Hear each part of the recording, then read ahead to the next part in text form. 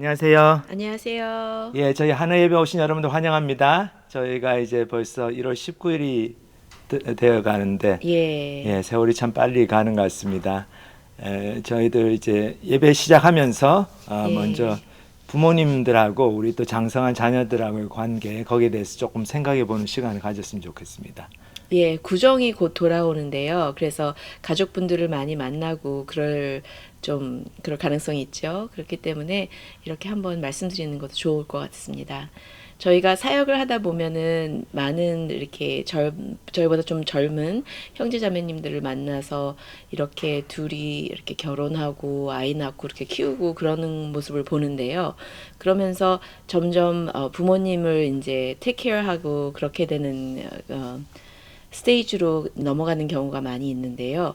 그럴 때 가만히 보면은 부모님께 복음도 전하고 사랑하려고 애쓰고 부모님을 잘 모시려고 애를 쓰는 그런 모습도 보이는데 한 가지 안타까운 점은 부모님이 저희를 좋아하지 않는다. 부모님이 나의 삶의 방법을 되게 안 좋아하신다라는 생각이 굉장히 강하게 있는 거예요. 그것도 항상 부모님은 우리 집에만 오면 잔소리 하시고 좀 나를 못마땅하게 생각하신다. 예. 부족한 게 많고.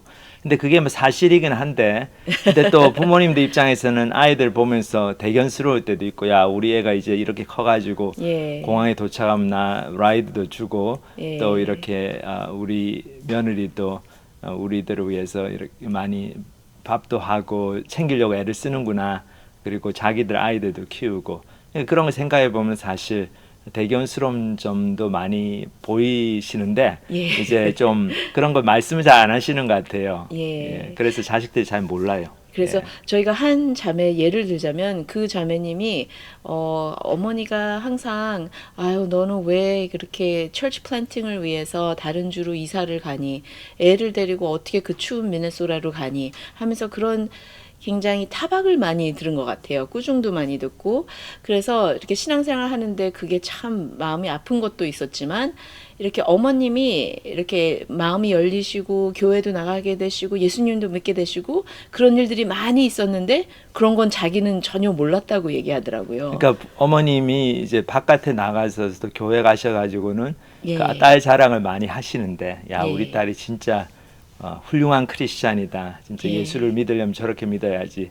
그래서 주위 분들은 그 딸에 대해서 참 좋게 생각하고, 야, 너무 귀한 자매다 이렇게 생각을 하는데, 정작 그 따님은 예, 그거를 몰랐던 거죠. 왜냐하면 어머님이 말씀을 안 하시니까. 예, 이게 좀 그냥 쑥스러운 게 있는 것 같아요. 우리 특히 예, 한국 부모님들은 늘 좀 어험하고 이렇게 가르치고 훈육하고 예, 잔소리하고 그런 거에 익숙하니까 그것이 굉장히 중요하죠. 그거를 뭐 하지 음, 마시라는 게 아니고 당연히 그런 것들도 필요한데 이제 아이들이 특히 장성하고 또 이제 본인들이 또 가정을 이루고 그러면은 그 자녀가 어렸을 때하고는 좀 틀리기 때문에 예, 지금 잘하는 면들도 많이 존중해주고 또 예, 그 자식들이 어떤 삶을 살고자 하는가 그 나름대로 소신껏 살려고 하는 그런 모습을 좀 받아들여 주시고 존중해 주시고 그렇게 격려해 주시고 잘하는 건 칭찬해 주시고 그럼 참 예. 좋을 것 같습니다. 장성한 자녀들도 이렇게 부모님의 격려가 필요합니다.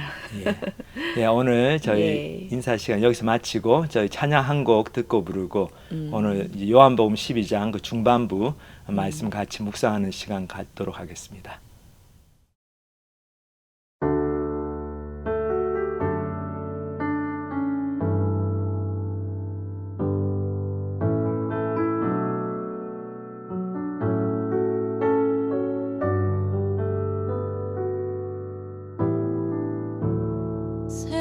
세상을 구원하기 위해 흘려야 할 피가 필요하다면 죄인을 대신하기 위해 희생의 제물 필요하시다면 내 생명 제단 위에 드리니 주 영광 위에 사용하소서 생명이 또 다른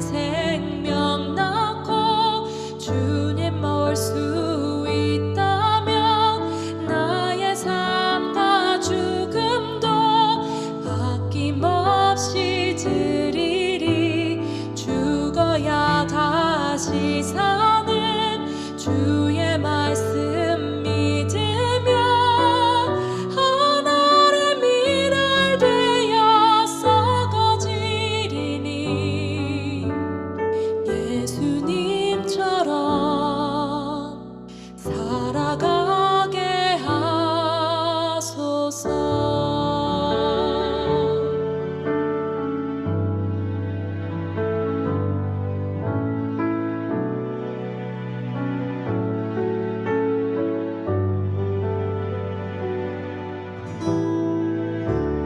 길 잃어 지친 양을 찾아 마음 상해 이리저리 헤매이는 한 영혼 찾아 아파하는 예수님 마음 내게 주옵소서. 십자가 온 세상 위한 그 희생 눈물로 그 길 가게 하소서. 생명이 또 다른 생명 낳고 주님 볼 수 있다면 나의 삶과 죽음도 아낌없이 드리리. 죽어야 다시 사는 주의 말씀 믿으며 하늘의 미랄 되어 썩어지리니 예수님처럼 살아가게 하소서. 생명이 또 다른 생명 낳고 주님 볼 수 있다면 나의 삶과 죽음도 아낌없이 드리리. 죽어야 다시 사는 주의 말씀 믿으며 하늘의 미랄 되어 썩어지리니 예수님처럼 살아가게 하소서.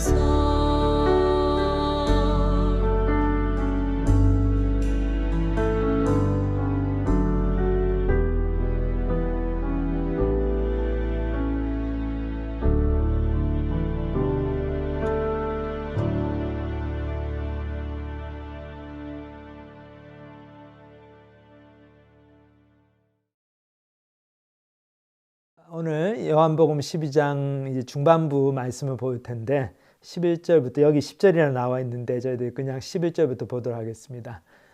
예수님의 공생의 3년 사역을 통해 예수님께서 온갖 사람들과 교제하시고 산전수전 그야말로 공중전 육박전 다 겪으시면서 사역을 하셨는데 그 중에서 많은 부분이 예수님께서 좀 슬퍼하시고 마음에 좀 낙심이 되시고 좀 저희의 믿음 없는 것을 보면서 좀 절망하시기도 하고 그랬는데 근데 그 중에서 가끔씩 예수님을 기쁘시게 한 사람들이 있었습니다. 그리고 어떤 사건을 대하시면서 예수님께서 굉장히 흥분하시고 야 내가 이것 때문에 정말 왔지 그런 사명감을 보이시고 그리고 예수님께 십자가를 지시는데 크게 동기가 부여되는 그런 사건들이 있었습니다. 그 중에 하나 굉장히 중요한 사건을 이제 오늘 저희들이 살펴보겠습니다. 이 사건은 예수님께서 이 죽은 지 나흘 된 나사로를 전격적으로 살리시는 그 놀라운 기적을 행하신 그 사건이 바로 예루살렘 근처에 있는 베다니에서 일어났습니다. 그렇기 때문에 그 당시 예루살렘에 많은 그 순례자들이 와 있는데 유월절 명절이 바로 다가왔기 때문에 그 사람들 사이에서 예수님의 그 인기라고 할까요? 예수님에 대한 관심이 막 폭발적으로 올라갔습니다. 왜냐하면 예수님께서 죽은 지 나흘이나 된 나사로를 살리실 때 많은 목격자들이 있었거든요. 그곳에. 그래서 그 유대인들이 가서 다 증언을 하고 예루살렘 성으로 들어가서 막 예수가 진짜 하나님의 아들인 것 같다. 이런 일을 하셨다. 죽은 지 나흘 되는 냄새가 나는 그 시체를 나사로야 나오느라 하니까 그 나사로가 나왔다. 그런 얘기를 막 했죠. 그래서 그 장면부터 저희들이 같이 보도록 하겠습니다. 11절 대제사장들이 나사로까지 죽이려고 모의하니 나사로 때문에 많은 유대인이 가서 예수를 믿음이러라. 그 이튿날에는 명절에 온 큰 무리가 예수께서 예루살렘으로 오신다는 것을 듣고 종려나무 가지를 가지고 맞으러 나가 외치되 호산나 찬송하리로다. 주의 이름으로 오시는 이 곧 이스라엘의 왕이시여 하더라. 예수는 한 어린 나귀를 보고 타시니 이는 기록된 바 시온 따라 두려워하지 말라. 보라 너의 왕이 나귀 새끼를 타고 오신다 함과 같더라.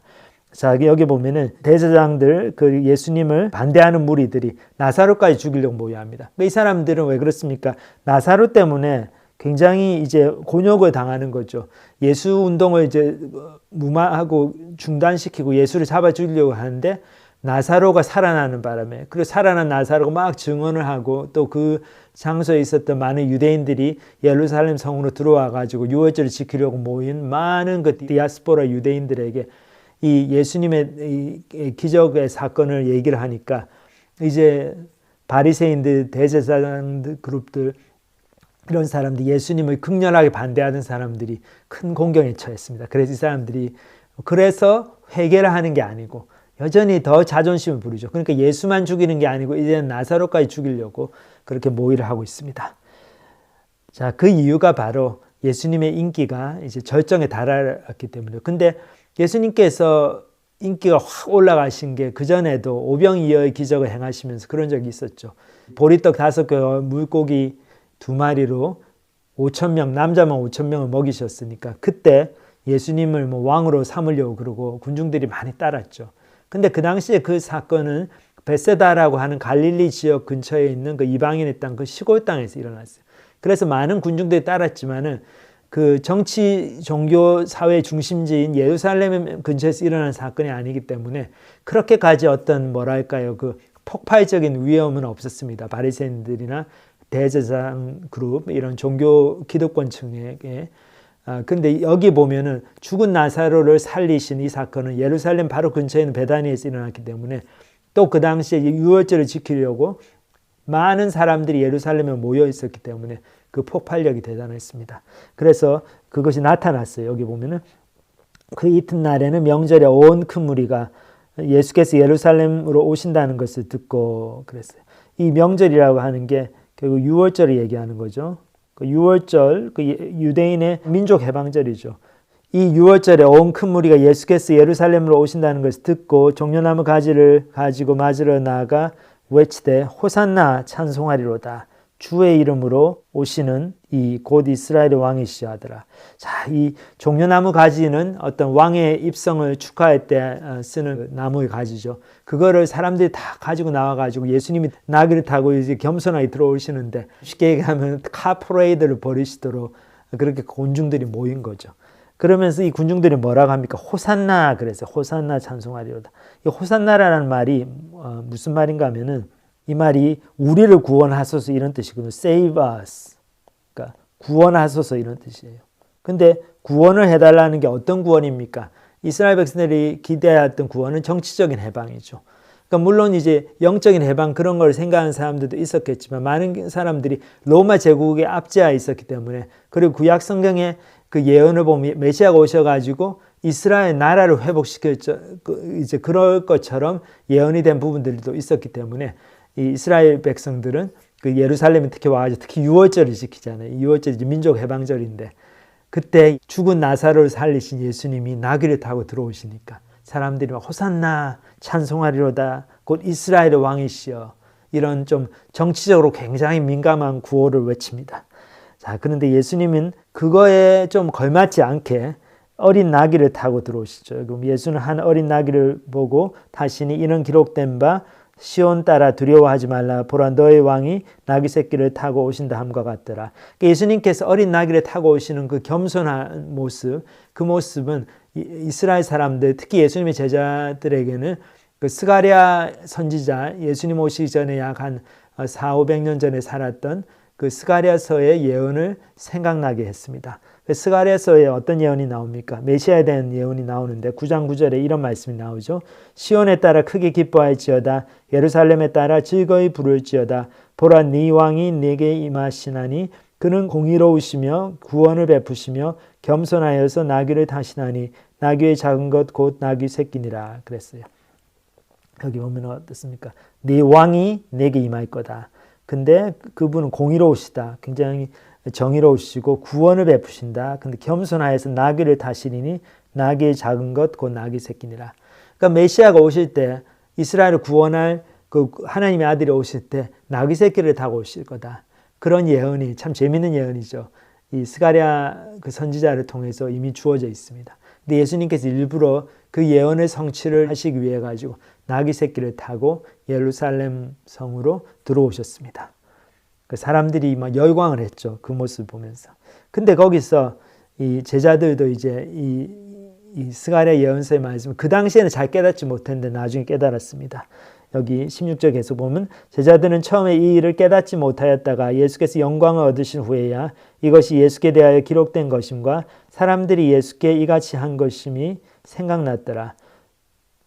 자, 여기 보면은 또 참 중요한 말씀이 나오는데, 그러니까 예수께 대하여 기록된 것을 이제 깨달았다. 사람들이 예수님에 대해서 이렇게 막 종려나무 가지를 가지고 나와서 호산나 하고 그 예수님은 나귀 타고 들어오시고 그 장면을 제자들은 그냥 그런가 보다 하고 한번 들어오면서 예수님 따라가지고 예루살렘 성문을 통해서 들어오면서 기분 좋아했을 거예요. 와, 이렇게 많은 사람들이 우리를 환영하는구나. 역시 예수님은 훌륭해. 뭐 이러고 들어왔을 것 같은데 그때는 잘 몰랐는데 여기 보면 예수께서 영광을 얻으신 후에야. 굉장히 중요한 표현이죠. 영광 얻으셨다는 게 뭡니까? 예수님께서 죽으시고 부활하셔가지고 하나님의 아들로 인증되셨다. 자신을 증명하셨다. 그런 영광을 얻으신 후에야 제자들이 기억을 했습니다. 아, 그때 예루살렘 성으로 들어오셨을 때 6월절 바로 일주일 전에 들어오셨을 때 사람들이 그렇게 환영을 하고 근데 예수님은 작은 나귀 그 새끼를 타고 들어오시는데 사람들이 호산나 예수님 구원하여 주십시오. 우리를 구원하소서 그런 구호를 외치면서 예수님 환영했던 게 바로 스가랴서 말씀의 예언을 성취하시는 예수님의 모습이구나. 그거를 깨달았어요. 그러니까 제자들이 참 깨달음이 늦죠. 이렇게 보면은. 그 당시는 잘 몰랐지만 나중에 보고 깨닫고. 근데 그게 저희한테는 참 위로가 됩니다. 그래서 저희도 다 알고 다 깨닫고 하면 좋지만은 그렇지 않더라도 괜찮습니다. 지난주에 제가 말씀드린 것처럼 잘 깨닫지 못해도 예수님을 계속 쫓아만 가면은 예수님 말씀을 계속 들으면은 결국에는 그 깨달음이 오죠. 그리고 하나님께서 그런 사람 절대 물리치지 않습니다. 꼭 은혜를 주시죠. 그래서 예수님 제자들도 나중에는 예수님이 어떤 분이신가 하나님의 아들이시다. 그리고 예수님이 하나님의 아들로서 구약에 나오는 그 많은 메시아가 오셔서 이루실 그런 예언들을 성취하셨다. 그런 예언의 성취의 모습들을 제자들이 기억을 하기 시작합니다. 자, 그래서 계속 본문을 보면 나사로를 무덤에서 불러내어 죽은 자 가운데서 살리실 때 함께 있던 무리가 증언한지라. 이 사람들의 증언 때문에 바리새인들 대제사장들이 아주 겁을 먹게 됩니다. 왜냐하면 이에 무리가 예수를 맞으면 이 표적 행하심을 들었습니다. 그러니까 특히 예루살렘의 6월절에 많은 사람들이 몰려있을 때는 로마의 군인들도 로마 군대도 막 겁을 내고 그럴 때거든요. 잘못하면은 이렇게 데모가 크게 나고 사람 많이 모이면 이게 좀 독재자들은 항상 좀 불안하잖아요. 이 사람들이 갑자기 데모를 하기 시작하면 어떡하나, 막 밀란 일으키면 어떡하나. 예, 그러니까. 그래서 바리새인들이 이렇게 굉장히 걱정하는 얘기를 합니다. 바리새인들 서로 말하되 볼지어다 너희 하는 일이 쓸데없다. 그러니까 너희 하는 일이라는 게 뭡니까? 바리새인들이 제사장 그룹에게 하는 얘기죠. 우리가 이렇게 너희들이 예수를 잡아 죽이려고 막 음모를 꾸미고 하는 것들이 다 소용이 없다, 부질없다. 보라 온 세상이 그를 따르는도다 하니라. 그러니까 온 세상이 따른다 얘기는 좀 과장된 표현이죠. 그 얘기는 뭔가 하면 야 봐라 얼마나 많은 유대인들 우리 동족들이 예수를 따라가는가. 그러면서 바리새인들이 겁을 먹고 이렇게 냉소적이 됩니다. 예수 운동을 스탑하는 게 중단시키는 게 불가능할지도 모르겠다. 이제 그런 생각하게 되죠. 근데 재밌는 게 이럼에도 불구하고 많은 바리새인들이 예수님께로 돌아오지 않았습니다. 그래서 이거 보면 좀 안타깝죠. 이제 무서운 게 한 번 마음을 먹고 그쪽으로 가기 시작하면은 그거를 한참 그쪽으로 갔는데 돌이킨다. 그게 참 힘든 것 같아요. 잘 못하는 것 같아요. 내가 이게 잘못 가고 있다는 걸 깨달아도 너무 많이 왔기 때문에 돌아갈 수가 없다. 그런 분들을 많이 보게 됩니다. 최근에 이제 예수님이 영접한 저희 교회 어떤 중국 자매, 그 프린스턴에서 박사과정 공부하는 자매인데 그 자매의 아버님이 수학자이시고 굉장히 공부도 많이 하시고 대학 교수이신데 이분이 방문학자로 프린스턴에 왔다가 딸을 통해 가지고 예수님을 믿게 됐는데 이분도 오랫동안 딸이 전도했지만은 잘 받아들이지 못한 이유가 내가 지금 60평생, 70평생을 이렇게 하나님 모르고 내 마음대로 살아왔는데 지금 와서 예수 믿는 길로 돌이키는 게 너무 좀 늦은 것 같아. 좀 너무 안 맞는 것 같아. 어색하다. 그리고 좀 미안하다. 그런 생각들 때문에 잘 돌이키지를 못해요. 그래서 사람들이 한 살이라도 젊었을 때 예수님 믿어야 된다. 그런 얘기를 하는 것 같습니다. 그래서 여기 바리새인들도 이렇게 온 세상이 그를 따르는도다. 우리가 하는 예수를 죽이려고 하고 예수 운동을 중단시키려고 하는 게 소용이 없다. 그런 걸 알면서도 딱 그렇다고 해가지고 예수님께 팍 가가지고 회개하고 예수님을 쫓아가고 그러지는 못했습니다. 자, 그 다음 구절 계속해서 보면 명절에 예배하러 올라온 사람 중에 헬라인 몇이 있는데 그들이 갈릴리 벳세다 사람 빌립에게 가서 청하여 이르되 선생이여 우리가 예수를 배우고자 하나이다 하니 빌립이 안드레에게 가서 말하고 안드레와 빌립이 예수께 가서 여쭈니 예수께서 대답하여 이르시되 인자가 영광을 얻을 때가 왔도다. 자, 여기가 바로 제가 말씀드린 것처럼 참 예수님께서 너무나 흥분하시면서 기뻐하시면서 자신의 사명을 다시 한번 확인하시는 그런 놀라운 사건들 중에 하나입니다. 이제 예수님 십자가 바로 지시기 전 며칠 전에 일어난 사건이죠. 그런데 어떤 면에서 이게 예수님을 그렇게 흥분시키셨습니까? 그거 한번 같이 보겠습니다. 명절에, 그러니까 6월절에 예배하러 온 사람 중에서 헬라인이 있었어요. 헬라인 몇 명이. 그러니까 이 헬라인은 헬라계 유대인이 아니고 진짜 100% 이방인인 거죠. 이 사람들은 이방인인데 100% 이방인들. 이런 사람이 와가지고 갈릴리 벳세다 사람 빌립, 예수님의 제자 중에 한 사람이죠. 빌립에가 청하여 이르되 선생이여 우리가 예수를 배우고자 하나이다. 예수님을 보고 싶다고 그래요. 이 그리스 사람이 100% 이방인이 저 먼 곳 헬라 지역에서 이 예루살렘까지 와가지고 유월절을 지키려고. 그만큼 유대인들의 종교에 대해 관심이 많은 거죠. 유대인들의 하나님을 자기들도 섬기고 싶어 합니다. 그런데 거기서 더 나아가지고 예수님에게 또 관심이 있었습니다. 예수님을 보고 싶습니다. 그렇게 빌립을 통해서 예수님께 청이 들어왔어요. 그만큼 이 사람들이 영적으로 가급하고 예수님이 누구신가, 예수님 진짜 하나님 아들 같은데 진짜인가 알기를 원했던 거죠. 자, 그 얘기를 예수님이 듣고 뭐라고 했습니까? 너무 기뻐하셨어요. 그래서 인자가 영광을 얻을 때가 왔도다. 다시 말해서 예수님께 십자가를 지시는 이유가 하나님의 놀라운 사랑, 온 인류를 향한 하나님의 놀라운 사랑을 드러내시고 또 구체적으로 이렇게 그거를 통해서 구원을 이루시기 위해서 십자가를 지시러 오셨는데 이 온 인류를 향한 하나님의 사랑이 구체적으로 드러나는 장면이죠. 이것이 바로 이 장면에서 100% 이방인인 헬라인 몇 사람이 와가지고 예수님을 보고 싶다고 그럽니다. 그 예수님의 복음에 관심을 보이죠. 그러니까 예수님께서 바로 그때 인자가 영광을 얻을 때가 왔다. 내가 십자가를 지지만은 십자가의 고난을 통해서 하나님의 구원 계획을 이루시고 그래서 이런 이방인들이 하나님께로 돌아오는 것을 볼 날이 왔다는 거죠. 그러시면서 이런 굉장히 유명한 비유를 말씀하십니다. 12장 24절에 내가 진실로 진실로 너희에게 이르노니 한 알의 미래이 땅에 떨어져 죽지 아니하면 한 알 그대로 있고 죽으면 많은 열매를 맺느니라. 자, 이런 말씀 주셨는데 여기 저희가 본문 앞으로 돌아가가지고 잠깐 또 생각해 볼게. 예수님이 그 많은 유대인들보다 엄청난 환영을 받으셨는데 그 호산나 찬송하리로다 우리의 왕이시여 막 이러면서 예수님께 대한 기대감을 표출하고 예수님 환영하고 이런 사람들의 환영을 그렇게까지 기뻐하지 않으셨어요. 예수님. 그냥 들어오셨는데 이 헬라 사람 몇 사람이 와가지고 예수님을 보고 싶습니다. 저희 예수님하고 면담 좀 하면 안 될까요? 그 얘기를 하니까 예수님이 너무 기뻐하셨습니다. 이것은 무엇을 보여줍니까? 하나님의 마음이 주변부로 향하고 있다는 거죠. 하나님의 마음은, 하나님의 사랑의 마음은 복음을 들어야 되는데 한 번도 듣지 못한 이방 사람들, 그리고 저기 산골짜 구석에서 병으로 신음하면서 또 복음을 들어야 되는 못 듣는, 돈이 없고 백이 없고 시간이 없고 그래서 교회도 잘 못 가고 하나님 말씀도 잘 못 듣고 그런 사람들한테 관심이 있다는 거죠.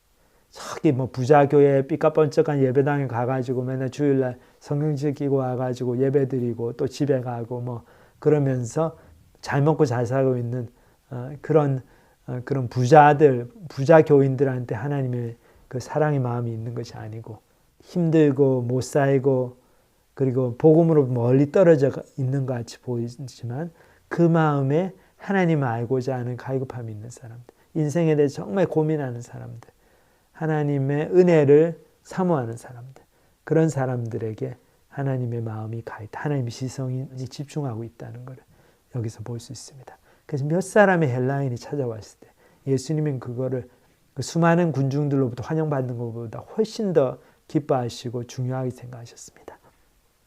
저희도 하나님 쫓아가는 저희도 주변부로의 관심, 복음을 듣지 못한 사람들에게 복음을 전하는 것을 가장 최우선순위, 우리의 삶에서 최우선순위로 놓아야 됩니다. 예수님은 믿고 있는데 제자 훈련시키고 더 잘 믿게 하고 다 중요합니다. 그것도 꼭 해야 되지만 교회의 가장 중요한 사명 중에 하나는 복음을 전하는 거죠. 그러니까 교회 성장이 그냥 다른 교회 다닌 사람들이 이 교회 말씀 좋다더라, 뭐 이 교회 화장실이 깨끗하다더라, 이 교회 뭐 애들 프로그램이 잘 돼 있다, 그래가지고 오는 거는 그거는 참된 교회 성장이 아니죠. 그건 그냥 뭐 오른쪽 주머니에 있던 뭐 1,000원짜리 5,000원 꺼내가지고 왼쪽 주머니에 짓는 거죠. 그럼 왼쪽 주머니는 이제 뭐 돈이 많아졌을지 몰라도 그게 오른쪽 주머니에 돈이 없어진 거잖아요. 그러니까 매 한 가지죠, 가치는. 그러니까 그냥 교인들이 더 조금 편하고 좋은 교회로 말씀 좋다고 옮겨가는 거는 그 옮겨간 교회 입장에서 보면 교인이 늘어난 거지만은 그 교인의 이런 교회 입장에서 교인이 준 거죠. 그러니까 하나님 나라의 전체 입장에서 보면 하나도 하나님 나라가 확장된 게 아니죠. 그렇게 해가지고 교회가 성장하는 거는 별로 의미가 없죠. 그 대신에 우리가 정말 안 믿는 사람들, 정말 뭐 교회는 다니는데 복음을 잘 이해하지 못하고 믿는다 하고 자기들은 착각하고 있지만 제대로 복음 모르는 사람들을 전도하고 도전하고 해가지고 그 사람들이 정말 예수님을 믿고 참된 구원의 역사가 일어나는 것, 그것이 바로 교회의 참된 사명입니다. 그거를 저희들 여기 예수님께서 어떻게 예루살렘 들어가셔서 사람들에게 반응하셨는가 보면은 금방 알 수 있습니다. 자, 그래서 인자가 영광을 얻을 때가 왔다, 그 말씀하시고 나서 예수님이 이 유명한 미랄 비유를 드시는데 이 비유의 내용에 대해 조금 살펴보겠습니다. 하늘의 미랄이 땅에 떨어져 죽지 않으면 하늘 그대로 있고 죽으면 많은 열매를 맺느니라. 이 말씀은 진리의 말씀이죠. 그냥 예수님께서 그냥 자연 현상에서 일어나는 진리를, 그 자연과학적인 진리를 예수님께서 그냥 쭉 기술을 하신 겁니다. 우리가 다 동의할 수 있는 말씀이죠. 예를 들면 이런 씨앗이, 그 하나의 미랄이라고 하는 게 grain of wheat, 그러니까 어떤 씨앗을 얘기하는 거죠. 이렇게 병 안에 들어있으면은 씨앗이, 그러면 암만 천년만년 지나도 이 씨앗은 열매를 맺지 못합니다. 생명을 프로듀스하지 못하죠. 그 대신에 또 죽지는 않아요. 그대로 있죠. 자기 한 몸 보존하면서 편안하게 자기 한 몸 보호하면서 있습니다. 그러니까 씨앗 입장에서는 이게 더 편한 삶이죠.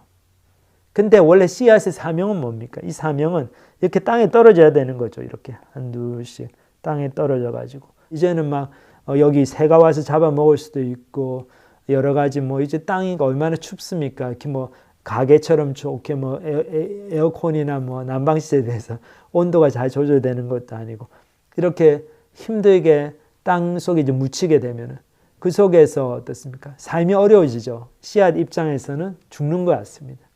그리고 그 안에서 이제 습기하고 뭐 흙으로부터 영양분이 들어와 가지고 저미네이션이 일어나니까 씨앗에 발화를 하니까 싹이 나오니까 또 얼마나 고통스럽습니까? 그 씨앗의 껍질이 깨지는 고통. 그러면서 그것으로부터 전혀 다른 모양의 싹이 나오잖아요. 푸릇푸릇한 싹이 나오고. 자, 이게 생명이 탄생되는 과정인데 그 생명을 낳는 과정에 고통이 따르는 거죠. 근데 씨앗이 이렇게 이기적으로 나는 내 혼자 잘 먹고 잘 살고 싶다 그러면은 그냥 병 속에 입고 싶어 하죠. 그래서 절대로 안 나가려고 막 이렇게 농부가 씨앗에서 꺼내가지고 있는데 자기는 딱 그 유리병 앞에 딱 붙어 있어요. 무슨 미역처럼, 젖은 미역처럼 딱 붙어가지고 안 나오면은. 자기 딴에는 머리 굴려가지고 이번에 이렇게 씨앗을 많이 농부가 이렇게 스쿠프아웃 해갔는데 나는 안 걸려서 좋다. 근데 생각해보면 어떻습니까? 그것은 참 안타까운 모습이죠. 씨앗으로서 자기의 사명은 엄청난 그 생명력을 발휘하는 건데, 그래 자기 하나가 죽음으로써 싹이 나고 그것이 큰 뭐 나무가 돼서 사과나무가 돼서 많은 사과를 주렁주렁 열게 하는 그런 열매를 맺는 그런 삶인데, 그 삶을 자기가 땅에 떨어져 가지고 죽는 게 싫다고 거부해 버리고 그러면 자기 혼자 남아서 혼자 살죠. 참 그것이 얼마나 우리 오늘날의 소위 크리스천들의 모습입니까? 그냥 교회는 그냥 왔다 갔다 하고 교회에서 뭐 봉사도 하고 하는데, 그냥 1년이 지나고 2년이 지나고 10년이 지나고 하는데 한 사람도 전도를 못해요. 뭐 전도는 고사하고 한 사람에게도 좋은 영향을 끼치지 못합니다. 복음을 전하지를 못합니다. 전할 생각을 안 해요. 왜냐하면 복음 전하는 게 좀 불편하니까 어색하고, 사실 복음을 전하는 게 이렇게 보면 좀 외판원 같이 되는 거잖아요. 우리가 뭐 별로 관심도 없어 보이는 사람한테 가가지고 막 이렇게 설명하고 이거 좋으니까 사세요. 그게 외판원들이 하는 건데, 복음을 전하는 것도 그 비슷한 거죠. 그러니까 사람들이 관심이 없다고 아유 이렇게 막 무시하고 아유 저는 관심 없는데요 그만하세요 막 그러고 우리를 거부하고 이러면은 자존심이 상하죠.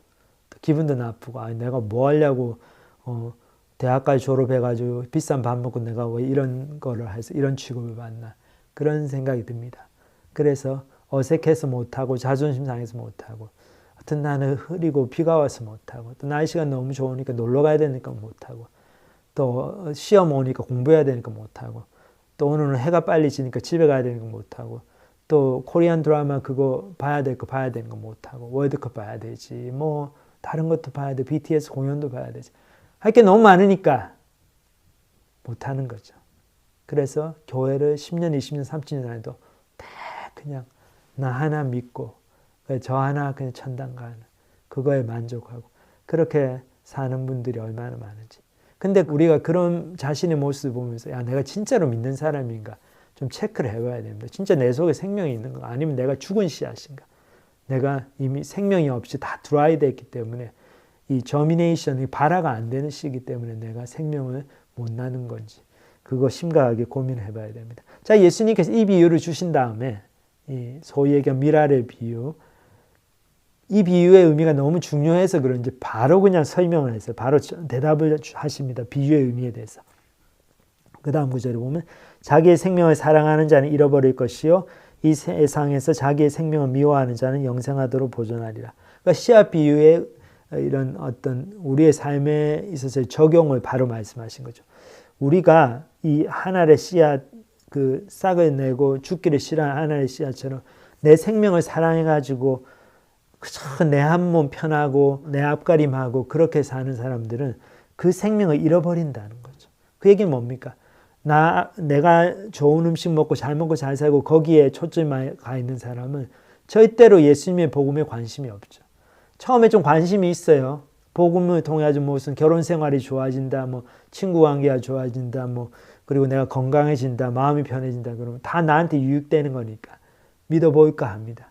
근데 뭐 성경 좀 공부하다 보면 예수님께서 뭐 자기를 부인하고 자기 십자가를 지고 나를 쫓으라고 그러고 사도 바울 선생님 삶을 보니까 맨날 그냥 두드려 맞고 그냥 정처 없이 나그네 생활하고, 그러니까 야 예수 믿어가 이런 고난이 있으면 나는 안 할랍니다. 사연하랍니다. 그래서 자기 생명 너무 사랑하는 사람은 이기적으로 자기만 생각하는 사람은 복음을 못 받아들여요. 복음이 너무 어렵습니다. 힘듭니다. 희생하기 싫어하니까. 근데 결국 그것 때문에 어떻습니까? 복음을 못 받아들이기 때문에 생명을 잃어버리죠. 그러니까 너무 생명을 사랑해서 자기 생명을 사랑해서 자기 생명을 잃어버리는 그런 좀 참 모순되는 아이러니컬한 그런 결과가 나오는 겁니다. 근데 그 대신에 이 세상에서 자기 생명을 미워하는 자는, 그러니까 생명을 미워한다는 게 우리가 뭐 건강관리도 안 하고 마음대로 몸을 남용하고 그렇게 학대한다는 게 아니고 우리가 예수님을 쫓아가는 삶을 사는 것이 뭐 어떨 때는 우리의 이익보다는 다른 사람의 이익을 먼저 구하고, 내가 좋은 직장에 가가지고 1등 하는 것보다 돈 많이 버는 것보다 좋은 직장 좀 내려놓고 더 좋은 직장 가더라도 그걸 통해 시간을 좀 더 내서 복음을 전하는 사역을 할 수 있고 캠퍼스에서 학생들을 돌볼 수 있고 그렇게 사는 거죠. 그런 것이 세상 사람들 눈으로 볼 때는 저 사람은 자기 생명을 미워하는 것 같아. 왜 저러냐? 왜 자기 인생을 저렇게 2등으로 살려고 그러냐? 더 1등 할 수 있는 사람들 너무 아깝다. 쯔쯔쯔 그런 얘기를 듣는 거죠. 근데 그렇게 사는 사람들은 영생하도록 보존한다는 거죠. 무슨 얘기냐면 영생을 소유한다는 거죠. 하나님의 백성이 참된 백성이 되고 그 사람들의 앞길은 탄탄대로다는 거예요. 왜냐하면 이 땅에서 어찌 되든 간에 예수님께서 뭐라고 약속하셨죠? 예수님을 믿는 사람들은 나를 믿는 자는 죽어도 살겠고 무릇 살아서 나를 믿는 자는 영원히 죽지 아니하니니. 근데 네가 이것을 믿느냐 그 얘기를 하셨잖아요. 그러니까 이 사람 진짜로 그걸 믿으니까 죽어도 살겠고 하셨으니까 죽기로 각오하고 예수님을 쫓아가는 거죠. 정말로 부활 신앙이 있는 사람들은 죽는 걸 두려워하지 않습니다. 그리고 정말 미래의 승리에 대한 확신이 있는 사람들은 자기의 죽음을 너무 안타까워하지 않죠. 참 우리 예수 믿는 사람들은 그런 어떤 학생운동 옛날에 했던 그런 분들보다 훨씬 더 분명하고 믿을 수 있는 그런 복음의 확신이 있는데 미래에 대한 미래의 승리의 전망이 분명한데 그럼에도 불구하고 우리가 우리의 지금의 삶에서 죽는 걸 두려워하고 손해보는 걸 두려워하고 남보다 뒤처지는 걸 두려워하고 이렇게 사는 것은 복음을 잘 모른다는 증거입니다. 그런 분들은 정말 내가 진짜 믿는 사람인지 나 자신의 믿음을 돌이켜봐야 됩니다. 교회 100년, 200년 다녀도 이거가 안 돼 있으면 예수 믿는 게 아니죠. 보십시오. 바리새인들하고 제사장 그룹 사람들이 얼마나 성경을 잘 알았습니까? 잘 알았는데 너무 잘 알았는데 예수님을 잡아 죽이려고 그랬죠. 왜냐하면 자기 유익을 쫓아서 하나님 믿었기 때문에 자기 유익에 손해되는 일이 많이 생기고 그러면 그걸 다 배척해버리는 거죠. 예수님께서 그렇게 하시니까 예수님도 배척해버리고 잡아 죽이는 겁니다. 자기 생명을 사랑하는 자는 잃어버릴 것이요 이 세상에서 자기 생명을 미워하는 자는 영생하도록 보존하리라. 이 말씀이 정말 진리의 말씀입니다. 여러분들 지난주에도 말씀드렸지만 예수님을 위해서 내가 손해본 거 있습니까? 내려놓은 거 좀 있습니까? 포기한 거 좀 있습니까? 그리고 내가 베스트를 선택하는 것보다 세컨 베스트를 선택하고 그렇게 한 선택들이 있습니까? 그런 것들이 있을 때 그것이 바로 증거가 되는 거죠. 아, 하나님의 자녀라는 증거. 아, 하나님의 사랑이 내 마음에 있고 그래서 나도 하나님을 사랑한다는 그 증거가 되는 거죠. 저도 대학교 다닐 때 보면 우리 내비게이터 선교회 우리 서울대 그 형제들 보면은 형님들 치과 의사가 참 많았어요 그때. 근데 이분들이 이제 젊은 치과 의사죠. 그래서 돈을 많이 잘 벌 나이인데 다들 이렇게 50%만 일하더라고요. 딱 하프타임을 일하고 그러니까 일주일에 이틀 반, 3일만 일하고 나머지 이틀 반은 학교로 나와요. 서울대 캠퍼스 나와 자기는 이제 학생도 아닌데 치과 의사인데 나와가지고 후배들 양육하고 전도하고 그럽니다. 그런 선배들이 딱 그렇게 다 기라성같이 포진하고 있으니까 그 그룹이 영적으로 포텐하죠. 영적인 그런 생명력이 있죠. 선배들이 그렇게 희생하는 삶을 사니까. 근데 어떤 그룹은 보면은 선배라는 사람들이 성경부 잘 인도하고 리더라는 사람들이 대학원만 가도 이제는 모습을 안 보여요. 바쁘다고. 자기 뭐 논문 쓰고 연구하는 거 바빠요. 후배들 챙기지도 않고 그냥 내 몰라라. 저 미안한데 난 너무 바빠서 못하겠다. 그러면은 그런 그룹은 암만 성경부 해봤자 한계가 있죠. 왜냐하면 정말 하나님 말씀에 따라 살아가지고 죽어지는 미라이들이 많지 않기 때문에 그런 예들이 없기 때문에 그 반대로 사는 예들만 많기 때문에 후배들도 말을 안 해서 그렇지 그걸 다 배우고 보죠. 그러니까 성경은 이 성경이 파워풀하게 가르쳐지려면 그 말씀에 순종하는 죽어지는 미라이들이 있을 때, 그 그룹에 그런 사람들이 있을 때, 또 선생님이 그런 사람일 때 그 말씀이 능력 있게 가르쳐집니다. 그래서 그런 분들이 있는 교회를 가야 되고 그런 분들한테 말씀을 배워야 되고 그런 거죠. 예수님 이 말씀이 너무나 진리의 말씀입니다. 자, 그러면서 예수님께서 구체적인 순종을 도전하십니다. 여기 보면 그 다음 구절에 사람이 나를 섬기려면 나를 따르라. 나 있는 곳에 나를 섬기는 자도 거기 있으리니 사람이 나를 섬기면 내 아버지께서 그를 귀히 여기시리라. 자, 여기 예수님 뭐라고 하십니까? 사람이 나를 섬기려면 말만 섬긴다 그러지만 나를 따르라. 나 있는 곳에 나를 섬기는 자도 거기 있으리니. 그러니까 나를 섬긴다고 그런 사람은 몸으로 움직여가지고 내가 하는 걸 하고 내가 가는 데 같이 가 있고 그래야 된다는 거죠. 말만 아무리 하고 기도만 아무리 하는 거는 섬기는 게 아니다. 그렇게 근데 사람이 나를 섬기면, 그래서 내 있는 곳에 나를 정말 따라다니면은 내 아버지께서 그를 귀히 여기시리라. 하나님 아버지께서도 그런 사람을 귀히 여기신다는 거죠. 그러니까 똑같이 성경 공부한다고 똑같이 하나님 은혜가 임하는 게 아니죠. 저도 예전에 보면은, 저번에도 말씀드렸지만 성경 공부 교재 똑같은 교재 쓰는데 어떤 그룹은 너무 그걸 통해서 능력이 나타나고 사람들이 변화되고, 다른 그룹은 변화가 전혀 없어요. 공부 다 하고 뭐 대답은 다 맞는 대답 얘기하는데 어디서 차이가 납니까? 한 그룹은 그냥 섬긴다는 말만 하고 정말 예수님이 있는 곳으로 쫓아가는 사람들이 없는 거고, 선생부터 시작해가지고.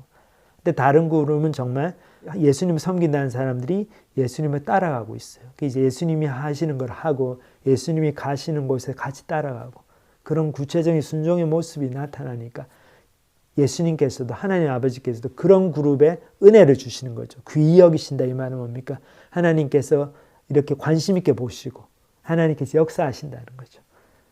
자, 그러면서 예수님께서 여기서 다시 한번 개인적인 그런 결단을 하십니다. 사명에 대한 결단. 그 다음 구절 보면, 지금 내 마음이 괴로우니 무슨 말을 하리요? 아버지여, 나를 구원하여 이때를 면하게 하여 주옵소서. 그러나 이를 위하여 이때에 왔나이다. 자, 예수님께서 독백을 하시죠. 혼자 말씀하십니다. 지금 제 마음이 괴롭습니다. 인간적으로는. 그렇죠. 십자가를 져야 되니까, 하나님 아버지로부터 분리돼야 되니까. 그래서 참 원하는 거는, 예수님의 마음을 원하는 거, 아버지여 나를 구원하여 이때를 면하게 하여 주옵소서. 예수님께서 겟세마네에서 이렇게 기도하셨죠. 아버지, 할만하시거든 이 잔을 내게서 지나가게 하옵소서. 근데 뭡니까? 다시 또 말씀하시는 거는, 그러나 내가 이를 위하여 이때 왔네. 하나님 아버지, 이거 너무 힘든데, 그래서 웬만하면 안 했으면 좋겠는데, 그런데 나는 압니다. 이게 내 사명이라는 것, 하나님께서 주신 소명이라는 것. 그러니까 하겠습니다. 이거죠. 그러니까 내 원대로 마옵시고 아버지의 원대로 되기를 원하나이다.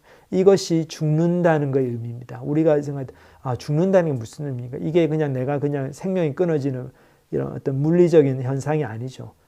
내가 살아있지만, 하루하루 살아가지만 내 뜻을 선택하지 않고 내가 하고 싶은 거 하지 않고 예수님이 원하신 걸 하는 거.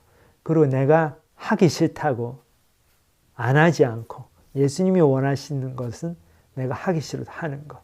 그러니까 내가 하고 싶은 거를 좀 참고 안 하고, 내가 하기 싫은 거를 좀 참으면서 하고, 그렇게 할 때마다 어떻습니까? 죽는 것 같죠. 어떨 때는 자존심도 너무 상하고 몸도 너무 아프고, 그 아침에 일어나기 너무 힘든데 일어나가지고 말씀부터 보려고 하니까 어떨 때는 진짜 죽는 것 같죠. 이러다 정말 죽을 것 같아. 힘들다. 몸이 힘듭니다. 또 마음도 힘들 때가 많고. 그런데 그럴 때를 이겨내면서 그 죽음을 계속 하루에 12번도 더 죽어가면서 예수님의 말씀에 순종하는 사람, 그 사람을 통해서 하나님 역사 나타나고 열매가 맺히고, 그런 사람들을 하나님께서 귀히 보십니다. 그렇기 때문에 예수님이 그 본을 100% 보여주셨잖아요. 그러니까 예수님께서 하나님의 아들로서 하나님께서 귀히 여기셨습니다. 여기 보면 그 말씀 하시죠. 여기 보면 아버지 이름을 영광스럽게 하옵소서 하니 바로 하늘에서 응답이 왔습니다. 하늘에 소리가 나서 이르되 내가 이미 영광스럽게 하였고 또다시 영광스럽게 하리라 하시니, 예수님께서 아버지, 저의 죽음을 통해서, 이 사명을 감당함을 통해서 아버지의 이름이 영광스럽게 되기를 원합니다. 아버지의 그 극진하신 사랑, 인류를 향하신 놀라운 사랑이 사람들에게 다 보여지기를 원합니다. 하나님께서 바로 응답하십니다. 하늘에서 소리가 나서 내가 영광스럽게 하고 또 영광스럽게 하리라. 너도 내가 영광스럽게 하겠다. 이런 말씀을 주시는 거죠. 그러니까 그 다음 보면 곁에 서서 들은 무리는 천둥이 울었다고도 하며 또 어떤 이들은 천사가 그에게 말하였다고도 하니, 예수께서 대답하여 이르시되 이 소리가 난 것은 나를 위한 것이 아니요 너희를 위한 것이니라. 이제 이 세상에 대한 심판이 이르렀으니 이 세상의 임금이 쫓겨나리라. 내가 땅에서 들리면 모든 사람을 내게로 이끌겠노라 하시니, 이렇게 말씀하시면 자기가 어떠한 죽음으로 죽을 것을 보이심이러라. 자, 여기 보면 옆에 사람들은 못 알아들어요. 그렇죠? 천둥이 쳤다 그러고, 그리고 천사가 이렇게 말했다. 참 이거 보면 영적인 무지함을 보죠. 똑같이 말씀이 주어지는데도 하나님께 순종하려는 마음이 있는 사람, 그리고 하나님의 영광을 위해서 내려놓는 것을 계속 연습해서 자기가 죽어진 사람들, 자아가 점점 죽어진 사람들은 말씀이 들어오고 말씀을 정확하게 알아듣습니다. 근데 그렇지 않고 자아가 펄펄 살아있고 자꾸 하나님 말씀에 시비만 걸리고 그러고 자기 입속만 쫓아가지고 자기가 살아있는 사람, 그리고 예수님의 사명을 위해서 죽으려고 안 하는 사람은 말씀이 들어오는데 그걸 잘 받아들이지를 못해, 잘 못 알아듣습니다. 참 여기서도 그런 게 상징적으로 보여지죠. 예수님이 이런 말씀하십니다. 이 소리가 난 것은 나를 위한 것이 아니라 너희를 위한 것이니라. 너희가 회개해야 된다. 이만큼 하나님께서 표적을 보여주시는데 이제는 정말 회개해야 된다. 이 세상에 대한 심판이 이르렀다. 세상의 임금이 쫓겨나리라. 하나님 예수님께서 오심으로써 이제 종말이 시작이 됐습니다. 그러니까 우리가 야 요새가 말세다 뭐 맨날 그런 얘기를 듣는데 진짜 말세의 시작은 언제입니까? 예수님께 십자가를 지시고 나서부터 말세가 시작이 된 거죠. 왜냐하면 예수님 오셔서 모든 구원 계획을 다 이루셨어요. 복음이 완성이 됐습니다.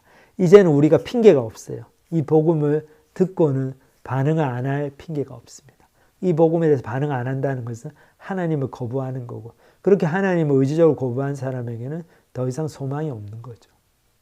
우리가 회개해야 됩니다. 회개하는 것을 하나님께 보고 해달라고 그런 거는 그건 말이 안 되는 거죠. 그거는 하나님과 인격적인 관계를 맺지 않겠다. 하나님 나를 로봇으로 만들어주세요. 그 얘기하고 똑같은 겁니다. 그래서 예수님 오셔가 세상의 임금 사탄이 쫓겨났는데 이 구원 계획에 내가 참여할 건가? 이 복음의 반응을 보일 건가? 이것이 바로 우리가 살고 있는 우리의 삶의 그 종국적인 결론을 결정해 줍니다. 예수님은 이런 약속을 주셔서 내가 땅에서 들리면 그 십자가를 지시면은 그리고 부활하신 다음에 모든 사람을 내게 이끌리노라. 여기서 모든 사람이라는 게 누굽니까? 복음의 반응을 보고 순종하는 그 사람들 얘기하죠.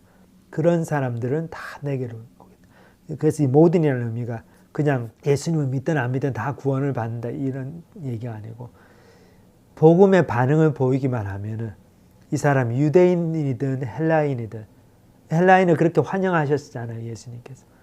많이 배운 사람이든 못 배운 사람이든 가난한 사람이든 부자든 건강한 사람이든 병든 사람이든 상관없이 모든 사람을 내게로 이끌겠노라.